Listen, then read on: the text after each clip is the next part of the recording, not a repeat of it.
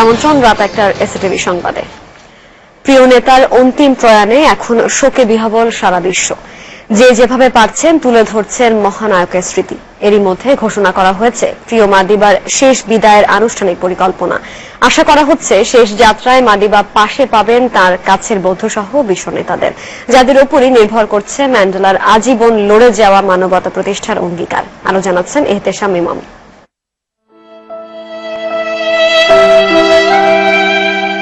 Nelson Mandela দক্ষিণ আফ্রিকার প্রথম কৃষ্ণাঙ্গ প্রেসিডেন্ট, প্রথম বর্ণবাদ বিরোধী নেতা। এগুলো তাকে পরিচয় করে দেওয়ার বিশেষণ নয়। তিনি ধারণ করেছেন বিংশ শতাব্দীর সর্বশ্রেষ্ঠ মানবতাবাদীর পরিচয়। তাই তার মৃত্যু স্পর্শ করেছে বিশ্বের সব মানুষের হৃদয়কে। বিশ্ব আজ শোকস্তব্ধ। তাই শুধু আনুষ্ঠানিক প্রতিক্রিয়া নয়, নিজস্ব সংস্কৃতিতে নেচে গিয়ে শ্রদ্ধা প্রকাশ করছেন আফ্রিকানরা।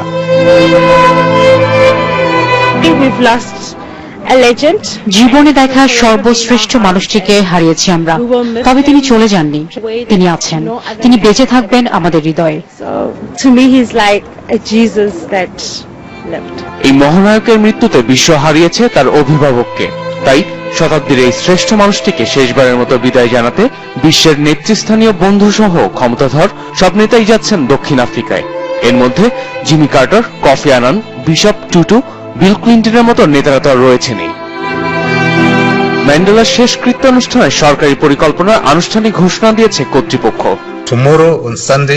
10 ডিসেম্বর জোহানেসবার্গের সিটি ফুটবল স্টেডিয়ামে জনসাধারণের উপস্থিতিতে পালন করা হবে জাতীয় শোক। 11 থেকে 13 ডিসেম্বর রাষ্ট্রীয় মর্যাদায় মৃতদেহ রাখা হবে তার সাবেক কর্মস্থল প্রশাসনিক রাজধানী প্রিটোরিয়ার ইউনিয়ন ভবনে। 14 ডিসেম্বর নেওয়া হবে শেষ বিশ্রামস্থল কুনুতে। সেখানে সাংস্কৃতিক আবহে তার প্রতি সম্মান জানাবে স্থানীয়রা। দেশের পূর্বাঞ্চলীয় অন্তরীপে ম্যান্ডেলার পারিবারিক বাড়িতে আনুষ্ঠানিকতা শেষে 15 ডিসেম্বর পূর্ব কেপটাউনের কুনু গ্রামে রাষ্ট্রীয় মর্যাদায় সমাহিত হবেন সবার প্রিয় মাদিবা। তবে যারা হাসি মুখে জীবনের সবটুকু দিয়েছেন মানবতার কল্যাণে, তাদের যেমন কোনো মৃত্যু নেই, তেমনি প্রিয় মাদিবারও শেষ বিদায় বলে নেই কিছু। The African people and out of them build a nation. Ehtesham ইমাম, এসএটিভি নিউজ ডেস্ক। মাঠে ময়দানের খবর। বিজেএমসিকে টাই ব্রেকে হারিয়ে ওয়ালটন ফেডারেশন কাপ ফুটবলের ফাইনালে উঠেছে মুক্তিযোদ্ধা সংসদ ক্রীড়া চক্র। নির্ধারিত এবং অতিরিক্ত সময়ের খেলা 1-1 গোলে ড্র থাকার পর ম্যাচ গড়ায় টাই ব্রেকে।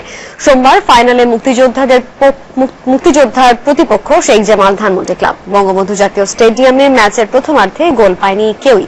এরপর দ্বিতীয়ার্ধে গোলের জন্য মরিয়া হয়ে ওঠে দু দলই। ম্যাচে প্রথমবারের মতো সফল হয় মুক্তিযোদ্ধা। 31 মিনিটে জাহিদ পারভেজের কর্নার থেকে দারুণ এক হেডের মাধ্যমে গোল করে মুক্তিযোদ্ধাকে এগিয়ে নেন কিংসলে। এরপর ম্যাচের শেষ দিকে পেনাল্টি পায় বিজেএমসি। রেফারির পেনাল্টির সিদ্ধান্তের প্রতিবাদ জানান মুক্তিযোদ্ধার ফুটবলাররা, কিন্তু রেফারি তার সিদ্ধান্তেই অটল থাকেন। স্পট কিক থেকে গোল করেন ইসমাইল বাঙ্গুরা। ম্যাচে 1-1 সমতা। নির্ধারিত সময়ের খেলা অমীমাংসিতভাবে শেষ হলে ম্যাচ গড়ায় অতিরিক্ত সময়, কিন্তু সেখানেও কোনো গোল না হলে ভাগ্য নির্ধারিত হয় টাই ব্রেকে, আর তাতে বাজিমাত করে মুক্তিযোদ্ধা। দর্শকদের একাংশ দেখুন। ডরহামে 3 ম্যাচ সিরিজের দ্বিতীয় ওয়ানডেতে রোববার মুখোমুখি হবে স্বাগতিক দক্ষিণ আফ্রিকা ও ভারত। বাংলাদেশ সময় দুপুর 2টায় ম্যাচটি শুরু হবে। এই ম্যাচ জিতলে এক ম্যাচ হাতে রেখে সিরিজ নিজেদের করে নেবে স্বাগতিকরা। জোহানেসবার্গে সিরিজের প্রথম ম্যাচে ভারতকে 141 রানের বিশাল ব্যবধানে হারায় প্রোটিয়ারা। সম্প্রতি ঘরের মাঠে ওয়েস্ট ইন্ডিজ দলকে নাকাল করলেও আফ্রিকার মাটিতে প্রথম ম্যাচে বিশাল ব্যবধানে হারে ধনী বাহিনী। তবে দ্বিতীয় ম্যাচে সিনিয়র খেলোয়াড়রা পারফর্ম করতে পারলে সিরিজে ফেরা সম্ভব বলে মন্তব্য ভারতীয় অধিনায়কের। প্রস্তুত ডি ভিলিয়ার্সের দলও প্রতিপক্ষের শক্তিশালী ব্যাটিং লাইন আপকে পেসে বধ করতে চায় এই ম্যাচেও। এদিকে দক্ষিণ আফ্রিকার সাবেক প্রেসিডেন্ট ও বর্ণবাদ বিরোধী আন্দোলনের নেতা নেলসন ম্যান্ডেলার মৃত্যুতে দেশটিতে চলছে রাষ্ট্রীয় শোক। এই কারণে ভারতীয় দলের সফরসূচি পরিবর্তনের শঙ্কা থাকলেও ক্রীড়া মন্ত্রণালয়ের পরামর্শে সেখান থেকে সরে আসে দক্ষিণ আফ্রিকার ক্রিকেট বোর্ড।